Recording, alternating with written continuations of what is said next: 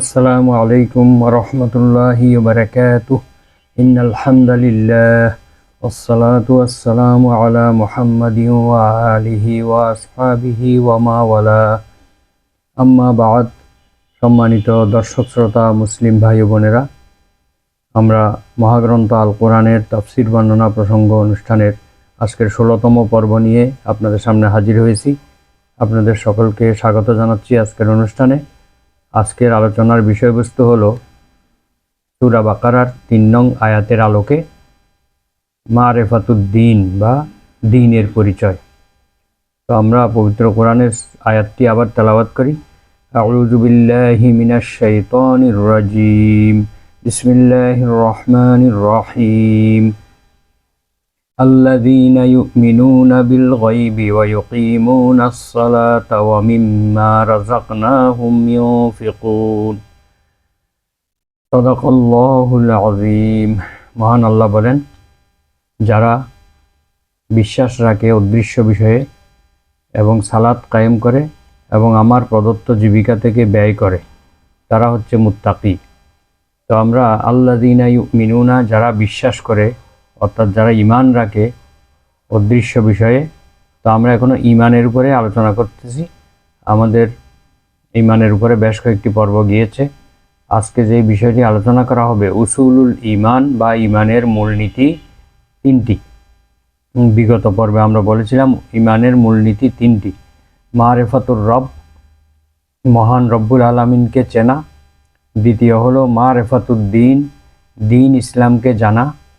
3 নম্বর হলো মারেফাতুন নবী সাল্লাল্লাহু আলাইহি ওয়াসাল্লাম, বিশ্বনবী সাল্লাল্লাহু আলাইহি ওয়াসাল্লামকে চেনা বা জানা।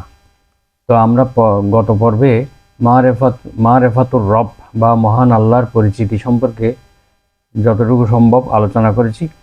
আজকে আমরা মারেফাতুদ্দিন বা দ্বীনের পরিচয়, দ্বীন কি এবং দ্বীনকে কিভাবে বিশ্বাস করতে হবে।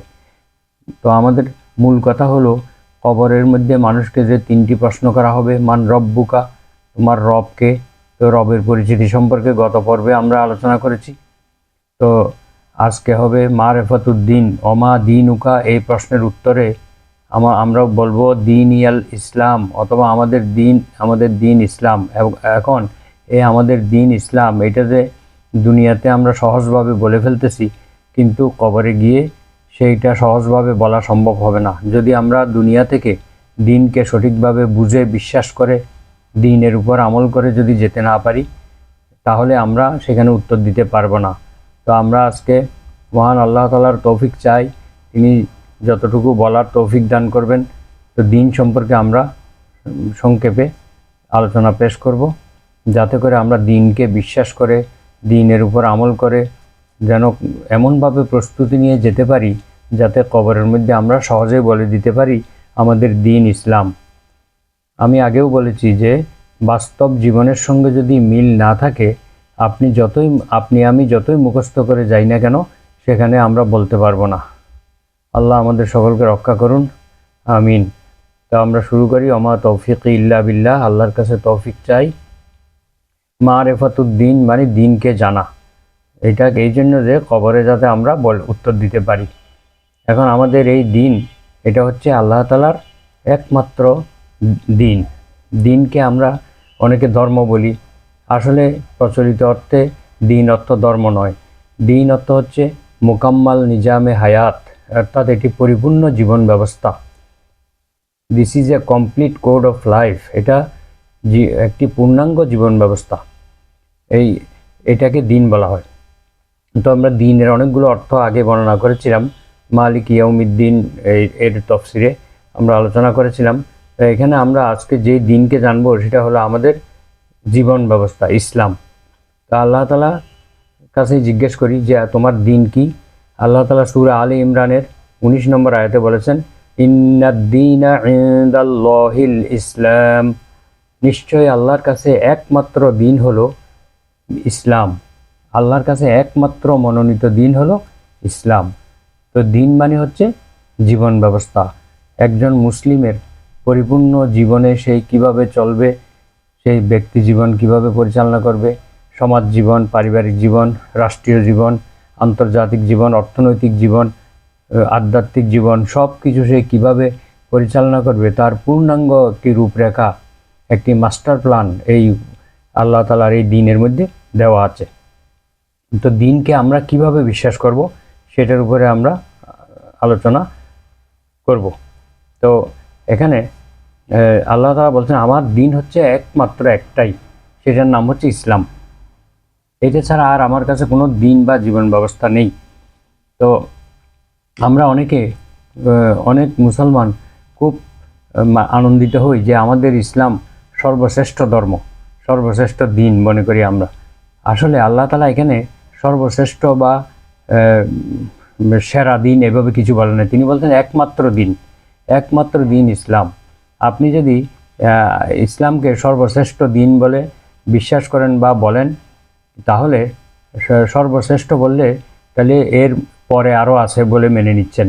অর্থাৎ আপনি নিজের অজ্ঞাতসারে অন্যান্য দিনগুলোকেও স্বীকৃতি দিচ্ছেন। অর্থাৎ আরও অনেকগুলো দিন আছে, তার মধ্যে ইসলাম সর্বশ্রেষ্ঠ, তারপরে আরেকটা, তারপরে আরেকটা, তারপরে আরেকটা, এইভাবে আরও অনেকগুলোকে আপনি মেনে নিচ্ছেন। যেমন কোনো প্রতিযোগিতায় যদি কেউ সর্বশ্রেষ্ঠ বা ফার্স্ট হয়, তাহলে সেকেন্ড হয়, কেউ থার্ড হয়, ফোর্থ হয়, এভাবে আমরা সবগুলোকে মেনে নিই। তো আমরা এখানে দিন বলতে একমাত্র দিন, আল্লাহর কাছে আল্লাহকে পাওয়ার জন্য, মুক্তি পাওয়ার জন্য, আল্লাহর সন্তুষ্টির জন্য একটি মাত্র পথ খোলা আছে, সেই পথটির নাম হচ্ছে ইসলাম। অন্য কোনো পথে আল্লাহকে পাওয়া যাবে না। তো আমরা যদি একটা উদাহরণ দিলে বোঝা যাবে যে আমরা কারো যদি একটি মাত্র সন্তান থাকে, ছেলে বা মেয়ে থাকে, কেউ যদি তাকে জিজ্ঞেস করে যে আপনার এই ছেলে বড় না ছোট, বা আপনার ছেলে মেয়ে কয়জন, তখন সে উত্তরে বলবে যে আমার একমাত্র ছেলে এটাই, আমার একমাত্র মেয়ে এটাই, তার সন্তান হচ্ছে মাত্র একজন। তাহলে সেই এটাকে বড় সন্তানও বলবে না, ছোট সন্তানও বলবে না। সে কখনো কি বলবে যে এটা আমার বড় ছেলে? সে বলবে ভাই আমার এই একমাত্র ছেলে এটাই। অনুরূপভাবে কোনো ক্লাসে বা শ্রেণীতে যদি একটি মাত্র ছাত্র বা ছাত্রী থাকে, তাহলে শিক্ষককে যদি জিজ্ঞেস করা হয় আপনার ক্লাসের ফার্স্ট বয়কে, তখন তিনি কি বলবে? এই ছেলেটাই ফার্স্ট বয়। তিনি বলবে আমার একমাত্র ছাত্র এটাই, আমার এই ক্লাসে মাত্র একজনই ভর্তি হয়েছে এবং এটা একমাত্র ছাত্র। তো এটা যেমন বোঝা সহজ, আল্লাহ তাআলা ওইভাবে বলে দিয়েছেন ইন্নাদ-দীনা ইনদাল্লাহিল ইসলাম, আমার কাছে একমাত্র মনোনীত জীবন ব্যবস্থা হলো ইসলাম। 2 নম্বর 3 নম্বর বলতে কিছুই নাই, এটাই প্রথম, এটাই শেষ। তাহলে এইটাই উদাহরণটা বোঝা যেমন সহজ হয়েছে, ঠিক তদ্রুপ আমরা এখন থেকে বলবো ইসলাম সর্বশ্রেষ্ঠ দিন। এইভাবে আমরা না বলে আমরা বলবো ইসলাম একমাত্র দিন, আল্লাহকে পাওয়ার জন্য, আল্লাহর মনোনীত, আল্লাহর সন্তুষ্টি প্রাপ্ত, বা আল্লাহ যে দিনের উপর সন্তুষ্ট থাকবেন সেটা হচ্ছে দিন ইসলাম। আর কোনো দিন নেই, আল্লাহর কাছে আর কোনো দিন নেই। আর আল্লাহ তাআলার কাছে সবচেয়ে প্রিয় বস্তু হলো এই ইসলাম দিন, তার দিন বা তার আদেশ নিষেধ সম্বলিত দিনটা হলো আল্লাহ তাআলার আদেশ নিষেধ সম্বলিত একটি পূর্ণাঙ্গ জীবন ব্যবস্থা। তো এখন আল্লাহর কাছে সবচেয়ে প্রিয় জিনিস কি জিজ্ঞেস করলে উত্তরে বলা যাবে যে আল্লাহর কাছে সবচেয়ে প্রিয় হলো তার দিন বা তার জীবন ব্যবস্থা। আল্লাহ তাআলা কখনো চান না যে তার দিন পরাজিত হোক, বা তার দিনের কোনো ক্ষতি হোক, তার দিন কোনো অবমাননা হোক, তার দিন কোনো রকমের বিপদে পড়ুক, এটা আল্লাহ চান না। আল্লাহ চান তার দিন যেন সমুন্নত থাকে। এই দিনের জন্য প্রয়োজনে নবী রাসূলরা জীবন দিবে, মুসলমানরাই জীবন দিবে। এই জন্য দেখা যায় যে আল্লাহর দিনকে রক্ষা করার জন্য বহু নবী জীবন উৎসর্গ করেছেন। অসংখ্য নবীর অনুসারীগণ, নবীর সাহাবীগণ, তারাও জীবন দিয়েছেন। এমনকি বিশ্বনবী, আল্লাহর সবচেয়ে প্রিয় ব্যক্তিত্ব আমাদের মহানবী সাল্লাল্লাহু আলাইহি ওয়াসাল্লাম, তারও দন্দান শহীদ হয়েছে তাইফের ময়দানে, তিনি রক্তাক্ত হয়েছেন প্রস্তর আঘাতে। উহুদের ময়দানে দন্দান শহীদ হয়েছে। আল্লাহ তাআলা চান যে আমার নবীরা আহত হোক, নবীরা নিহত হোক, প্রয়োজনে আমার মুসলমানরা সবগুলোই শহীদ হয়ে যাক, কিন্তু তার দিনের যেন কোনো ক্ষতি না হয়, দিন যেন সমুন্নত থাকে। এটা হচ্ছে সবচেয়ে প্রিয়, আল্লাহর সবচেয়ে প্রিয় জিনিস হলো তার দিন বা তার আদেশ নিষেধ, তার পূর্ণাঙ্গ জীবন ব্যবস্থা। তো এটা হচ্ছে পরিপূর্ণ দিন। তো আল্লাহ তাআলা বলেছেন পবিত্র কোরআনে, وعلى الله قصد السبيل ومنها جائر ولو شاء لهداكم أجمعين। আল্লাহ তাআলার দায়িত্ব হলো সঠিক পথটি বলে দেওয়া, যেখানে রয়েছে অসংখ্য বাঁকা পথ।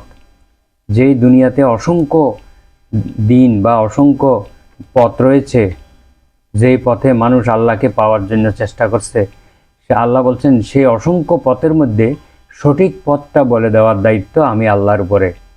ওয়ালাউ শাআ লাহাদাকুম আজমাইন। আল্লাহ যদি চাইতেন তাহলে পৃথিবীর সব মানুষকে হেদায়েত করে ফেলতে পারতেন, কিন্তু আল্লাহ তাআলা সেটা যদি করেন তাহলে আল্লাহর পরীক্ষা কিভাবে হবে? তিনি যে পরীক্ষা করার জন্য, আল্লাযী খালাকাল মাউতা ওয়াল হায়াতা লিয়াবলুয়াকুম আইয়ুকুম আহসানু আমালা। আল্লাহ মৃত্যু এবং জীবনকে এই জন্য সৃষ্টি করেছেন যাতে তিনি মানুষকে পরীক্ষা করে নিতে পারেন যে আমলের দিক থেকে কে সবচেয়ে অগ্রগামী। তো আল্লাহর এই পরীক্ষার জন্য তিনি একচেটিয়া সবাইকে হেদায়েত করবেন না, তবে হেদায়েতের পথ উন্মুক্ত রাখবেন, যে কেউ চাইলে হেদায়েতের পথে আসতে পারবে। এভাবে আল্লাহ তাআলা তার দিনকে সব বিশ্বের সমগ্র মানুষের জন্য তিনি পাঠিয়েছেন এবং তার নবীকেও সমগ্র বিশ্ববাসীর জন্য পাঠিয়েছেন।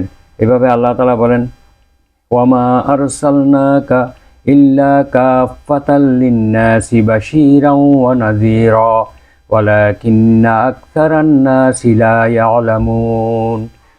হে রাসূল, আমি আপনাকে সমগ্র মানুষের জন্য, বিশ্বের সকল মানুষের জন্য সুসংবাদ প্রদানকারী এবং ভীতি প্রদর্শনকারী হিসেবে পাঠিয়েছি, কিন্তু অধিকাংশ মানুষই এই বিষয়টি জানে না, বুঝে না।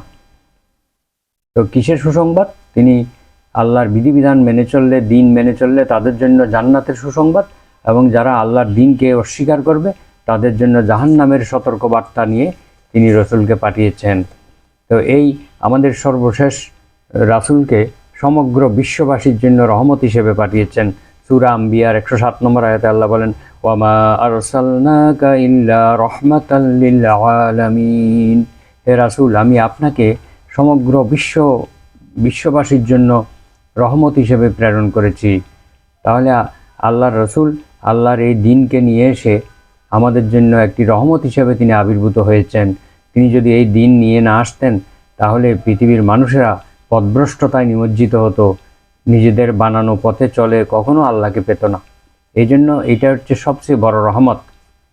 এখন কেউ যদি এই দিন ছাড়া অন্য কোনো পথে আল্লাহ তাআলাকে পেতে চান তাহলে কি হবে?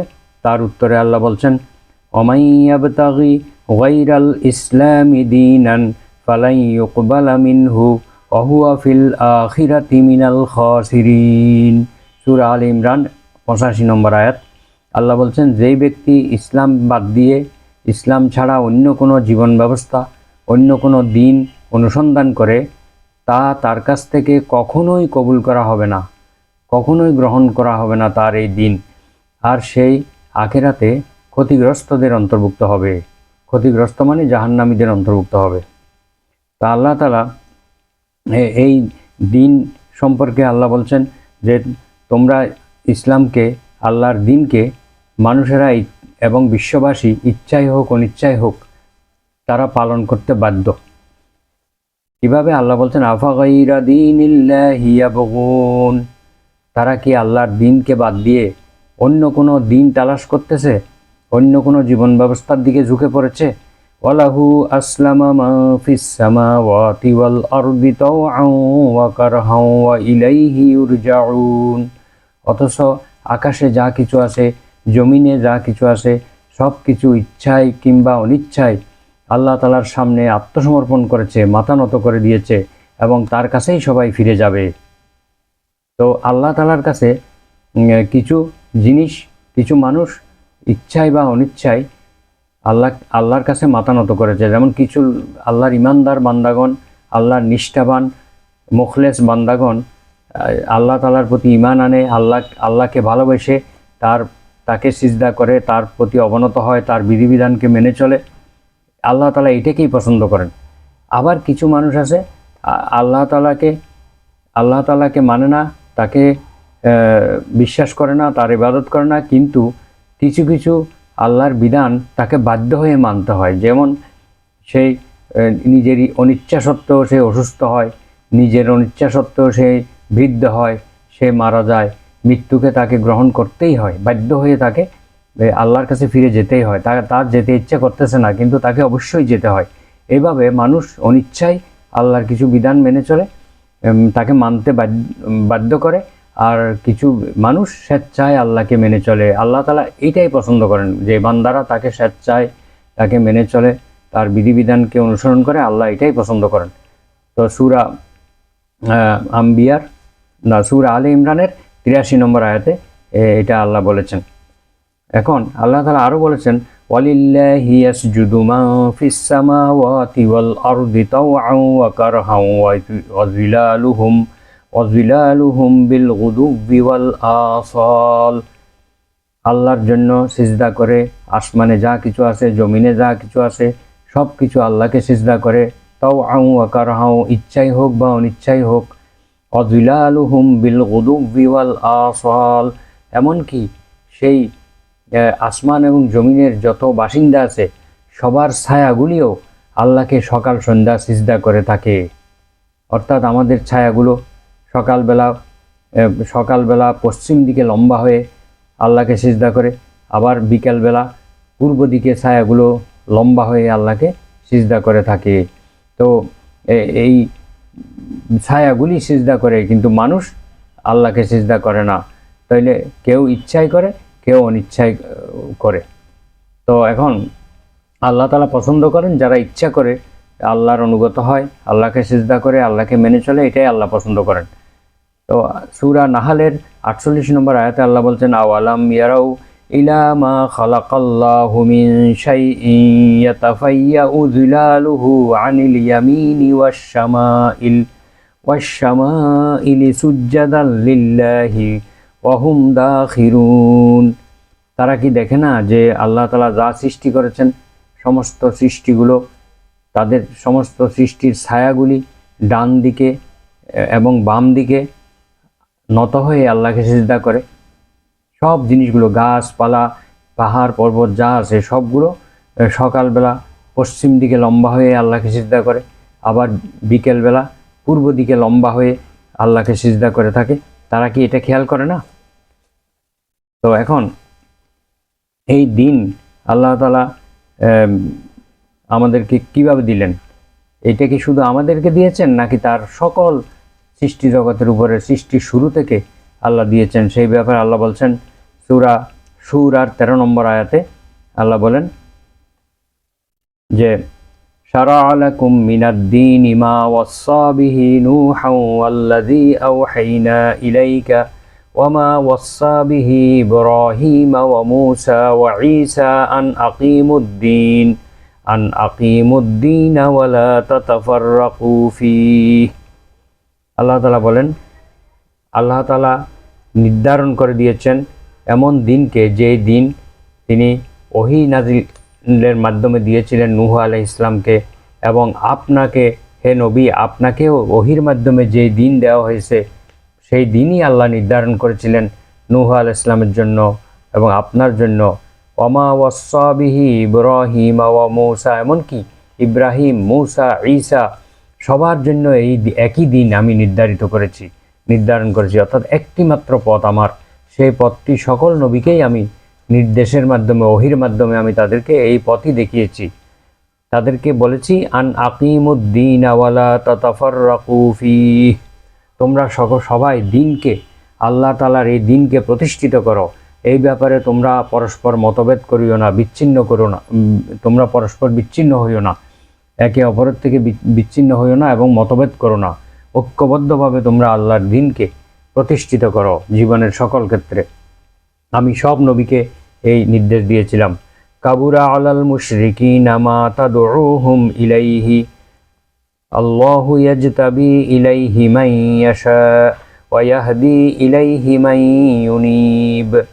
আল্লাহ তাআলা বলেন যে মুশরিকদের জন্য অত্যন্ত কঠিন যে এটা, তোমরা যেদিকে তাদেরকে আহ্বান করতেছো, তোমরা যে আল্লাহর দ্বীনের পথে তাদেরকে আহ্বান করছো, আল্লাহর দ্বীনের পথে জীবন পরিচালনা করার কথা বলছো, এটা তাদের কাছে অনেক কঠিন ব্যাপার, এটা তাদের পক্ষে গ্রহণ করা সম্ভব না।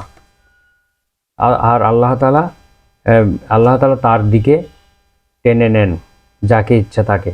আল্লাহ যাকে ইচ্ছে করেন তাকে তার দিকে ধাবিত করেন। ওয়াহদি ইলাইহি মাই ইউনিব, আর হেদায়েত করেন কাকে? যে ব্যক্তি আল্লাহর দিকে অভিমুখী হয়। কেউ যদি ইচ্ছে করে যে আল্লাহর দিকে ফিরে আসবে, তখনই আল্লাহ তাকে হেদায়েতের ফয়সালা দিয়ে দেয়, তাকে হেদায়েত করে ফেলে। তাহলে আমাদের হেদায়েত পাওয়ার ইচ্ছা থাকতে হবে। এই দুনিয়াতে হেদায়েত না চাইলে কখনো পাওয়া যাবে না। দুনিয়ার অন্য কিছু পাওয়া যাবে, রিজিক সব পাওয়া যাবে, সবগুলো বরাদ্দ করা আছে, কিন্তু আমি যদি হেদায়েত না চাই, আল্লাহর কাছে ভালো হইতে না চাই, আল্লাহর দ্বীনের দিকে আসতে না চাই, তাহলে আল্লাহ তাআলা হেদায়েত করবেন না। এই জন্য হেদায়েতের জন্য আমাদের ইচ্ছা থাকতে হবে। তো এই দ্বীনের সম্পর্কে আমাদের মধ্যে অনেক ভুল ধারণা রয়েছে। আমরা দ্বীনকে অনেকে খণ্ডিতভাবে বিশ্বাস করেছি। কেউ শুধু নামাজ, রোজা, হজ, জাকাতকেই দ্বীন মনে করেছি। তো কেউ পারিবারিক জীবনকে, কেউ উত্তরাধিকার সম্পদ পাওয়াকে, এবং পরিপূর্ণভাবে আমরা দ্বীনের প্রতি বিশ্বাসটা করতে পারিনি। এটার দুটি কারণ আমরা অনুসন্ধান করে পেয়েছি। একটি কারণ হলো, পৃথিবীতে অন্য যে সকল দ্বীন বা ধর্ম রয়েছে তাদেরও তো ধর্মগ্রন্থ আছে। তো এই ধর্মগ্রন্থগুলোতে শুধুমাত্র ধর্মীয় আনুষ্ঠানিকতার বিষয়গুলো উল্লেখ রয়েছে। সেখানে কিন্তু কোনো এই পারিবারিক জীবন, অর্থনৈতিক জীবন, সামাজিক জীবন, রাষ্ট্রীয় জীবন, ফৌজদারি আইন, দেওয়ানি আইন, তারপরে আন্তর্জাতিক জীবন, যুদ্ধনীতি, সন্ধি, চুক্তি, এত কিছু নেই। সেখানে শুধু আছে ধর্মীয় আনুষ্ঠানিকতাগুলো, কিভাবে পালন করবে, কোন সময় কি তাদের কি ধর্ম পালন করবে, সেগুলোই রয়েছে। এর থেকে মুসলমানদের মধ্যে, বর্তমান যুগের মুসলমানদের মধ্যে একটি ধারণা প্রতিষ্ঠিত হয়েছে যে অন্যান্য ধর্মের মধ্যে এত কিছু নেই, তা আমাদের এই ধর্মে কেন থাকবে। তারা এইটা এখানে পছন্দ করে না। তারা মনে করে কি এটাও আনুষ্ঠানিকতার সাথে নামাজ, রোজা, হজ, জাকাত এগুলো করলেই তো হয়ে গেল, বাকিগুলো এই জন্য অনেকে বিশ্বাস করতে পারে না।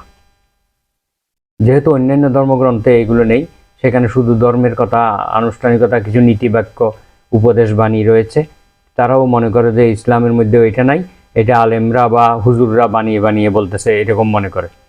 আরেকটি কারণ পেয়েছি আমরা, সেটা হলো যে এই উপমহাদেশে প্রায় 200 বছর ধরে ব্রিটিশরা রাজত্ব করেছিল। এমনকি তখন মাদ্রাসাগুলোর প্রিন্সিপালও হতো ওই ইংরেজদের থেকে।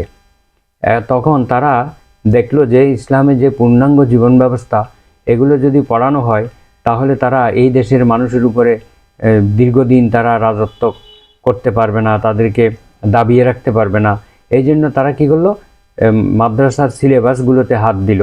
সেখানে তারা কী করলো, শুধুমাত্র নামাজ, রোজা, হজ, জাকাত, ধর্মীয় বিষয়গুলো, তসবিহ, তাহলিল, জিকির, আজকার, ফজিলতের বিষয়গুলো, এগুলো পাঠদান রেখে বাকিগুলো ইসলামের অর্থনৈতিক ব্যবস্থা, ইসলামের রাষ্ট্র ব্যবস্থা, ইসলামের আন্তর্জাতিক ব্যবস্থা, সমাজ ব্যবস্থা, এই বিষয়গুলো সিলেবাস থেকে বাদ দিয়ে দেওয়া হলো। তো 200 বছর যদি একটি প্রজন্মকে, একের পর এক প্রজন্মকে যদি এই ইসলামের এই বিষয়গুলো থেকে তাদেরকে দূরে রাখা হয়, তাদেরকে বোঝানো হয়েছে শুধু এগুলোই ইসলাম, নামাজ, রোজা, হজ, জাকাত, জিকির, আজকার, তাসবিহ, তাহলিল, এগুলি হচ্ছে ইসলাম, আর বাকিগুলি ইসলামে নেই। এইভাবে যখন পড়ানো হয়েছে, পুরো প্রজন্মটাই একটা ভুলের উপরে বড় হয়েছে এবং ভুলের উপরেই গড়ে উঠেছে। এই জন্য আমাদের দেশে এখনও দেখা যায় বহু আলেমরাও অনেক আলেম এখনও বিশ্বাস করতে পারে না যে ইসলাম একটি পূর্ণাঙ্গ জীবন ব্যবস্থা, ইসলামের অর্থনৈতিক ব্যবস্থা, ইসলামের রাষ্ট্র ব্যবস্থা, এগুলোর কথা বললেই তারা নাক ছিটকায়, তারা এগুলো বিশ্বাস করতে পারে না। ওই যে দীর্ঘ 200 বছর ধরে এগুলো আমাদের থেকে অন্ধকারে ছিল। এই দুটি কারণে আমরা দ্বীনকে বুঝতে ব্যর্থ হয়েছি, এবং ইসলাম যে একটি পরিপূর্ণ দ্বীন, এটার উপর আমরা বিশ্বাসই করতে পারিনি। তাহলে আমরা কবরে গিয়ে কিভাবে উত্তর দিব দ্বীনই আল ইসলাম? এজন্য প্রিয় ভাই ও বোনেরা, আমরা ভালোভাবে দ্বীনকে বুঝবো, দ্বীনকে একটি পরিপূর্ণ জীবন ব্যবস্থা হিসেবে আমরা বিশ্বাস করব। খণ্ডিতভাবে বিশ্বাস করলে কিন্তু কবরে উত্তর দেওয়া যাবে না। তো এই জন্য আল্লাহ তাআলা বলছেন সূরা বাকারা 256 নম্বর আয়াতে, লা ইকরাহা ফিদ্দীন ক্বাদ তাবায়্যানার রুশদু মিনাল গাই। দ্বীনের ব্যাপারে কোনো জবরদস্তি নেই, কারণ সত্য পথ ভ্রান্ত পথ থেকে সুস্পষ্ট হয়ে গিয়েছে। সত্যটা ভ্রান্ত থেকে সুস্পষ্ট হয়ে গিয়েছে। মানুষের কাছে এখন ক্লিয়ার যে কোনটা সত্য পথ কোনটা ভ্রান্ত পথ। মানুষের বিবেক কিন্তু অবশ্যই বলে যে ইসলাম সত্য দিন, কিন্তু অনেকে নানা পারিপার্শ্বিকতার কারণে স্পষ্টভাবে মানে প্রকাশ্যভাবে এই দিনে প্রবেশ করতে পারে না। দুর্ভাগ্যের ব্যাপার এটা। এখানে এই আয়াতে দুইটি অর্থ হতে পারে। একটা হলো মুফাসসিরগণ দুই ধরনের ব্যাখ্যা করেছেন। একটা হলো কোনো মানুষকে জোর জবরদস্তি করে দিন ইসলামের মধ্যে প্রবেশ করানো যাবে না, যতক্ষণ না সে স্বেচ্ছায় বুঝে শুনে ইসলামের পথে আসে ততক্ষণ তাকে জোর করে কোনো ভয় ভীতি দেখিয়ে প্রলোভন দেখিয়ে তাকে ইসলামে প্রবেশ করানো যাবে না। তো যদি সেই স্বেচ্ছায় বুঝে শুনে আসতে চায় তাহলে ওয়েলকাম, তাকে সব ধরনের সহযোগিতা করতে হবে। আরেকটা হলো যে জোর করে আমরা আল্লাহ তাআলা এই দিনকে পৃথিবীর বুকে প্রতিষ্ঠিত করে দেবেন না, এটা দায়িত্ব আমাদেরকে দিয়েছেন, মুসলমানদেরকে দিয়েছেন। তার আমরা সামনে একটা আয়াত আছে, সেটা পড়লে বুঝতে পারবো যে এই দায়িত্বটা আল্লাহ তাআলা আমাদেরকে দিয়েছেন। যে একটু আগে আমরা যে সূরা শুরার 13 নম্বর আয়াত পড়েছিলাম, আন আকিমুদ্দিনা ওয়ালা তাতাফাররাকু ফি, তোমরা দিনকে প্রতিষ্ঠিত করো। সকল নবীকে আল্লাহ আদেশ দিয়েছিলেন তোমরা দিনকে প্রতিষ্ঠিত করো, এই ব্যাপারে তোমরা মতভেদ করো না, বিচ্ছিন্ন হইও না। কারণ আল্লাহর দিন প্রতিষ্ঠিত হলে সব কিছুই তোমরা পাবে, দুনিয়া এবং আখেরাতে মুক্তি পাবে। তাহলে এই দিনের ব্যাপারে জবরদস্তি করে আল্লাহ তাআলা এই দিনকে প্রতিষ্ঠিত করবেন না, এটা করার দায়িত্ব দিয়েছেন আমাদেরকে। আমরা যদি না করি তাহলে আমাদেরকে সেই আখেরাতে জবাবদিহি করতে হবে, এবং আমাদের দিন ইসলাম এটা আমরা কবরের মধ্যে বলতে পারবো না। আল্লাহ তাআলা আমাদেরকে রক্ষা করুন। তো আল্লাহ তাআলা যে আরো বলেন সূরা তওবার 33 নম্বর আয়াতে, হুয়াল্লাযী আরসালা রাসূলাহু বিল হুদা ওয়া দীনিল হক লিইয়ুযহিরাহু আলাদ দীনি কুল্লিহি ওয়ালাউ কারিহাল মুশরিকুন। তিনি সেই মহান সত্তা আল্লাহ যিনি তার রাসূলকে পাঠিয়েছেন হেদায়েত এবং সত্য দিন সহকারে। দুটি জিনিস দিয়ে আল্লাহ রাসূলকে পাঠিয়েছেন, সেটা হলো হেদায়েত অর্থাৎ সঠিক পথের সন্ধান। আমরা হেদায়েতের উপরে অনেক ব্যাখ্যা করেছি, সূরা ফাতিহায় করেছি, এরপরে সূরা বাকারার 2 নম্বর আয়াতে করেছি। তো সেই পর্বগুলো দেখলে আরও বিস্তারিতভাবে বুঝতে পারবেন। বিল হুদা ওয়া দীনিল হক, আল্লাহ তার রাসূলকে পাঠিয়েছেন দুইটা জিনিস দিয়ে, মূল্যবান জিনিস। একটা হলো হেদায়েত বা সঠিক পথের দিশা, আর একটা হলো ওয়া দীনিল হক, সত্য দিন নিয়ে আল্লাহ পাঠিয়েছেন। কী কারণে পাঠিয়েছেন? লিইয়ুযহিরাহু আলাদ দীনি কুল্লিহি, সকল দিনের উপরে, সকল মতবাদ এবং সকল জীবন ব্যবস্থার উপরে, যাতে তিনি ইসলামকে বিজয়ী করে দিতে পারেন। ইসলামকে যেন সকল মতবাদকে, সকল ধরনের জীবন ব্যবস্থাকে মিথ্যা প্রমাণ করে একমাত্র ইসলামকে যেন সেগুলোর উপরে বিজয়ী করে দিতে পারেন, সেই জন্যই আল্লাহ রাসূলকে পাঠিয়েছেন। ওয়ালাউ কারিহাল মুশরিকুন, এতে মুশরিক গোষ্ঠী যতই অসন্তুষ্ট হোক না কেন। কারণ এক শ্রেণীর মানুষ সব সময় আল্লাহর দিনকে ভয় পায়। আল্লাহর দিন বিজয়ী হলে বা প্রতিষ্ঠিত হলে তাদের জন্য এটা মনোকষ্টের কারণ হয়, তাদের জন্য দুঃখের কারণ হয়, কারণ তারা তখন তাদের অপকর্মগুলো করার সাহস পাবে না। তাই তো এই জন্য আল্লাহ বলছেন যতই মনে কষ্ট পাক না কেন, তা অসন্তুষ্ট হোক না কেন, আল্লাহ তার দিনকে বিজয়ী করবেন। আর আল্লাহ রাসূল সাল্লাল্লাহু আলাইহি ওয়াসাল্লাম এই আয়াতের বাস্তবায়ন জীবদ্দশায় করে গিয়েছেন। তিনি সুন্দরভাবে ইসলামকে সুপ্রতিষ্ঠিত করে এই দুনিয়া থেকে তিনি আল্লাহ তাআলার দরবারে চলে গিয়েছেন। তারপরে তার 4 জন খলিফা প্রায় 30 বছর পর্যন্ত আল্লাহর রাসূলের আদর্শে তারা সমাজ, রাষ্ট্র এবং সব কিছু পরিচালনা করে দেখিয়েছেন। তো আল্লাহ তাআলা বলছেন যে আল্লাযীনা ইম্মাক্কান্নাহুম ফিল আরদি আকামুস সালাতা ওয়া আতাউয যাকাতা ওয়া আমারু বিল মা'রুফি ওয়া নাহাউ আনিল মুনকার ওয়ালিল্লাহি আকিবাতুল উমুর। আল্লাহ তাআলা বলেন যে যাদেরকে আমি রাষ্ট্রীয় ক্ষমতা প্রদান করি তারা চার ধরনের কাজ করে। আমি যখন ইমানদারদেরকে, মুমিনদেরকে যখন কোনো ক্ষমতা প্রতিষ্ঠিত করি, পৃথিবীর বুকে কোনো জায়গায় তাদেরকে ক্ষমতা প্রদান করি বা রাষ্ট্র ক্ষমতা দান করি, তাহলে তারা 4টি কাজ করে। 1 নম্বর হলো তারা রাষ্ট্র ক্ষমতা পেয়েই সালাত প্রতিষ্ঠিত করে, যাকাত আদায় করে এবং সৎ কাজের আদেশ প্রদান করে, অসৎ কাজ থেকে নিষেধ করে। আর আল্লাহর দিকেই সকল কাজের শুভ পরিণাম, সকল কর্মের শুভ পরিণাম আল্লাহ তাআলার কাছে রয়েছে। এখানে আল্লাযীনা মাক্কান্নাহুম, ইমাম আল্লামা ইবনে কাসির তফসিরে ইবনে কাসিরের মধ্যেও উল্লেখ রয়েছে, তফসিরে কুরতুবিতে উল্লেখ রয়েছে। মাক্কান্নাহুম মানে হলো রাষ্ট্র ক্ষমতা বা রাষ্ট্রের অধিপতি যদি বানানো হয় বা খেলাফত দেওয়া হয়, তখন মুসলমানরা এই 4 দফা কাজ করে। এখন একটু চিন্তা করলে আমরা দেখতে পাই যে এই 4 দফা কাজের মধ্যে কিন্তু সমাজের সব কিছু এসে গেছে। যদি রাষ্ট্রীয়ভাবে সালাত প্রতিষ্ঠিত হয়, যাকাত আদায় হয়, সালাত প্রতিষ্ঠিত হলে সব মানুষ ধীরে ধীরে সব মানুষ চরিত্রবান হয়ে যাবে। কারণ আল্লাহ বলছেন ইন্নাস সালাতা তানহা আনিল ফাহশাই ওয়াল মুনকার, নিশ্চয়ই সালাত মানুষকে অশ্লীলতা এবং অপকর্ম থেকে বিরত রাখে। তারপরে যদি যাকাত আদায় করে তাহলে দেশের দারিদ্র বিমোচন হয়ে যাবে, দরিদ্র লোক আর খুঁজে পাওয়া যাবে না। আর সৎ কাজের আদেশ যদি দেয় তাহলে সমাজের মানুষগুলো সততার দিকে সৎ হয়ে যাবে। আর অসৎ কাজে নিষেধ করলে মানুষ অসৎ লোকদের ক্ষতি থেকে রক্ষা পাবে, দেশ এবং সমাজ, দেশের জনগণ রক্ষা পাবে। তাহলে এই 4 দফার ভিতরে কিন্তু সব কিছু এসে গেছে।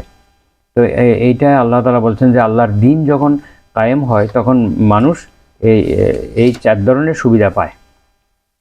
আল্লাহ তাআলা বলছেন যে আরও একটু বিস্তারিতভাবে বলেছেন, ওয়াদাল্লাহুল্লাযীনা আমানু মিনকুম ওয়া আমিলুস সালিহাতি লায়াস্তাখলিফান্নাহুম ফিল আরদি কামাস্তাখলাফাল্লাযীনা মিন ক্বাবলিকুম ওয়া লায়ুমাক্কিনান্না লাহুম দীনাহুমুল্লাযী ইরতাদা লাহুম ওয়া লায়ুবাদদিলান্নাহুম মিন বা'দি খাউফিহিম আমনা।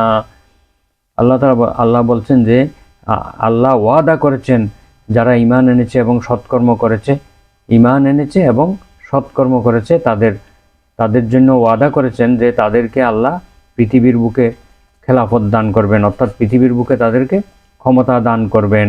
কামাস্তাখলাফাল্লাযীনা মিন ক্বাবলিকুম, যেভাবে তোমাদের পূর্ববর্তীদেরকেও ক্ষমতায় অধিষ্ঠিত করা হয়েছিল, রাষ্ট্র ক্ষমতা দেওয়া হয়েছিল। ওয়া ইউমাক্কিনান্না লাহুম দীনাহুমুল্লাযী ইরতাদা লাহুম, এবং তাদের দিনকে তাদের জন্য সুপ্রতিষ্ঠিত করে দেবেন, যেটা আল্লাহ পছন্দ করেন।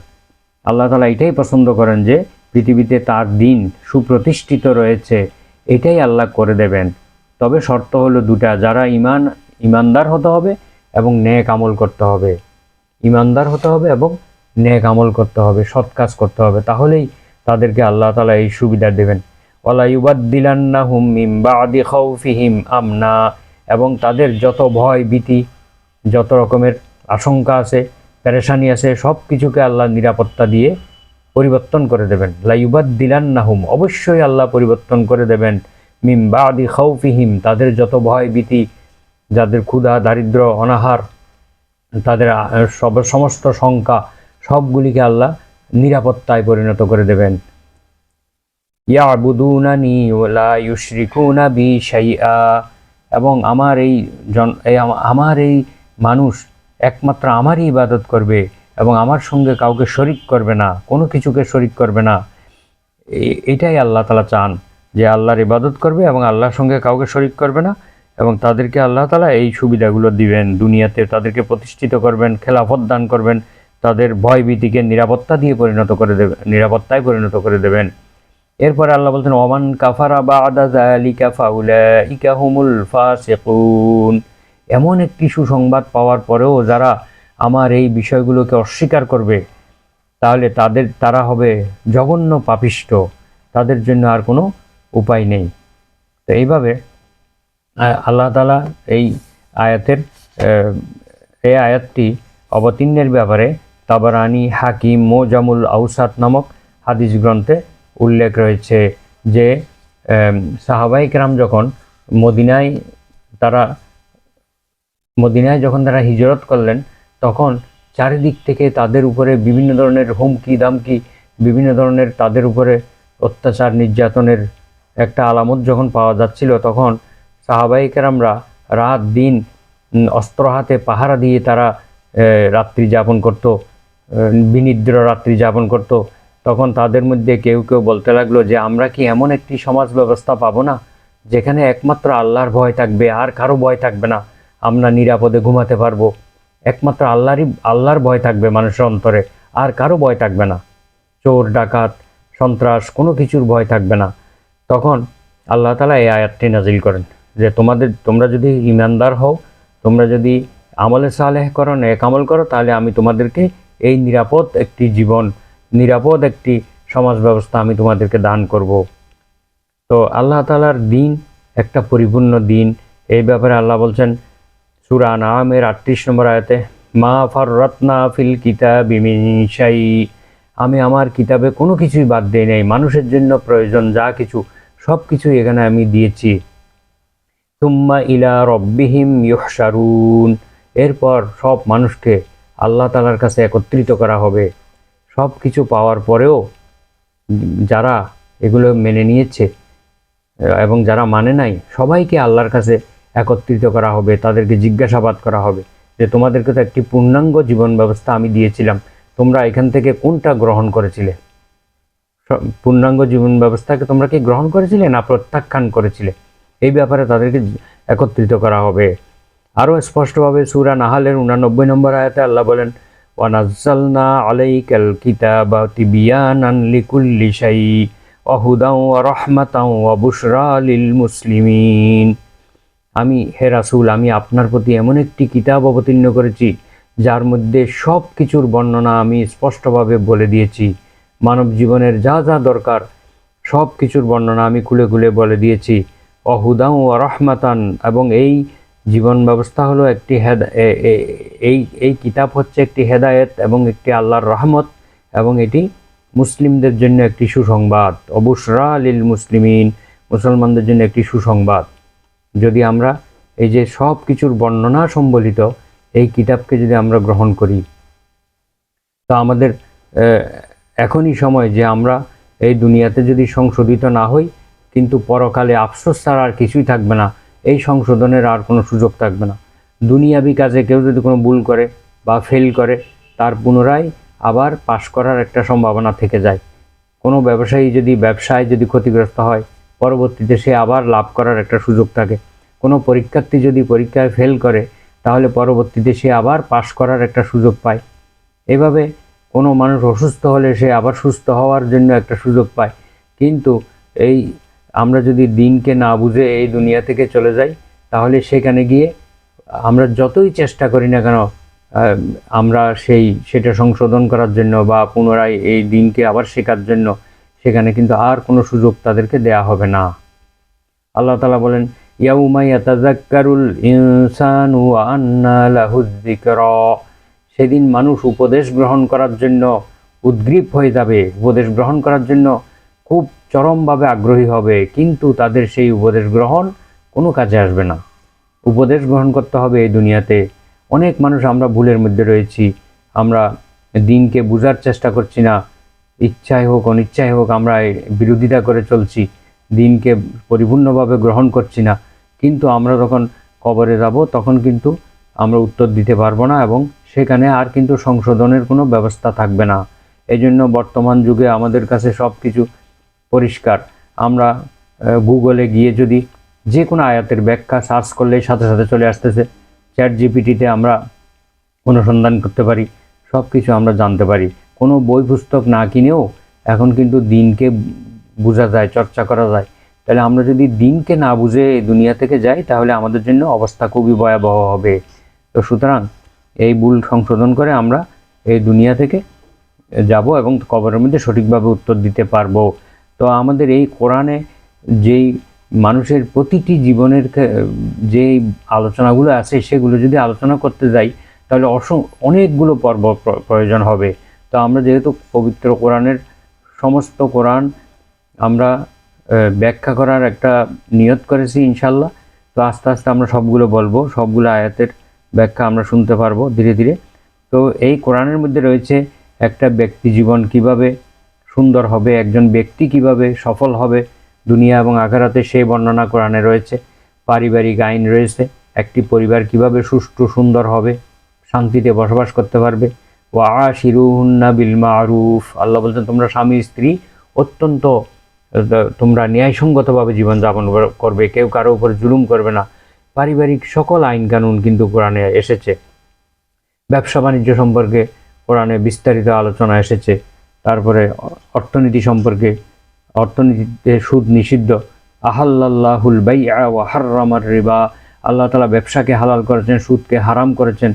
অনেকে এটা বলতে পারে যে এটা হতো একটা ধর্মীয় কিতাব, এখানে কেন ব্যবসা বাণিজ্যের কথা বলা হলো, এখানে পরিবারের কথা কেন বলা হলো, এখানে অর্থনীতির কথা কেন বলা হচ্ছে, সমাজনীতির কথা বলা হচ্ছে।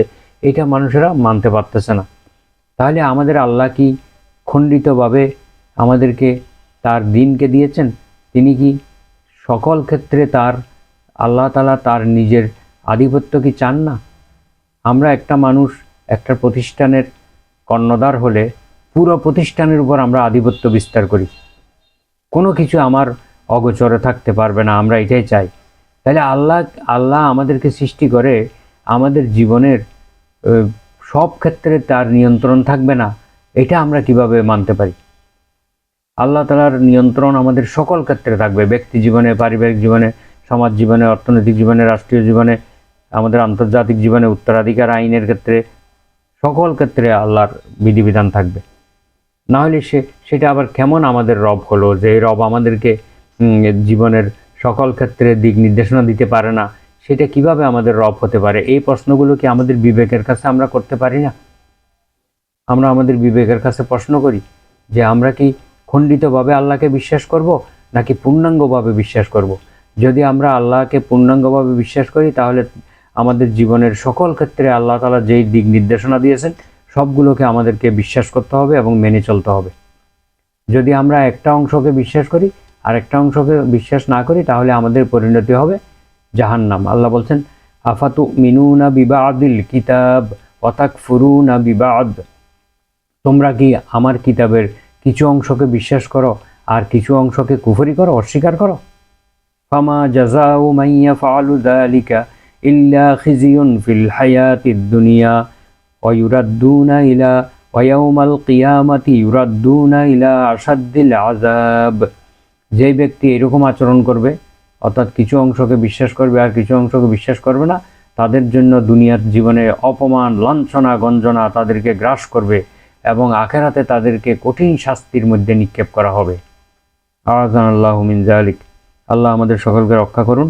তো আমরা দেখতে পাই যে পবিত্র কোরআনে সম্পদ কিভাবে বন্টন করা হবে, এটা একটা ধর্মীয় কিতাব, তাহলে এগুলো কেন এখানে দেওয়া হলো?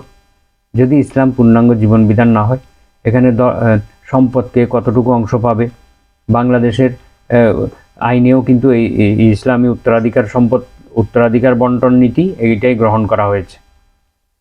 তারপরে এখানে রয়েছে চুরি করলে কি শাস্তি হবে, ডাকাতি করলে কি শাস্তি হবে, মানুষ হত্যা করলে, ব্যভিচার করলে কি শাস্তি হবে, এগুলো এখানে বর্ণনা করা হয়েছে।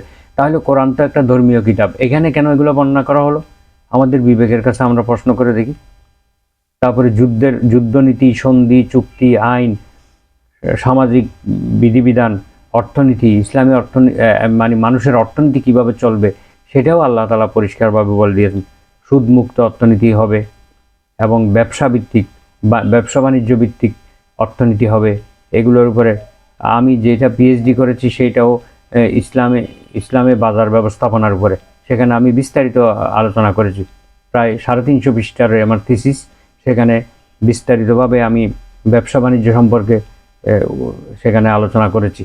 তো বিশাল আলোচনা, আসলে এক একটা বিষয়ের উপর আলোচনা করতে গেলে এক ভলিউম হয়ে যাবে। তো যাই হোক, আমাদের আসলে পড়াশোনা করা দরকার। দিন মানেই হলো পড়াশোনা। ইন্না হাযাল ইলমা দীনুন, হাদিসের মধ্যে এসেছে এই দিন হচ্ছে এলেমের নাম। আপনি আমি যতটুকু দিন এলেম অর্জন করব ততটুকু দিন আমাদের মধ্যে থাকবে। আমাদের মধ্যে এখন এলেম নাই, আমরা জানতে চাই না, জানার চেষ্টাও করি না, তাহলে কিভাবে আমরা দিনকে বুঝব?